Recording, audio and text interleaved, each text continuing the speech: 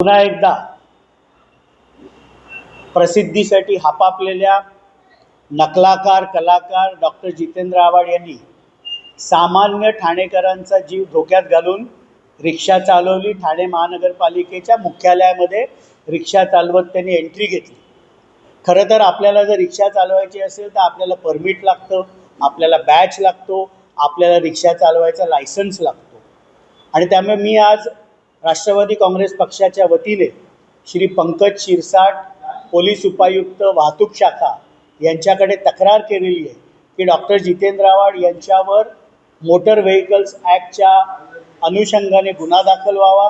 त्यांच्याकडे लायसन्स आहे की नाही तपासलं गेलं पाहिजे, त्यांच्याकडे परमिट आहे की नाही, त्यांच्याकडे बॅच आहे की नाही। कारण सामान्य ठाणेकरांनी जर मोटरसायकलवर हेल्मेट घातलं नाही तर वाहतूक शाखा फाईन लावते, सीट बेल्ट नसेल तर फाईन लावते, लायसन्स नसेल तर फाईन लावते।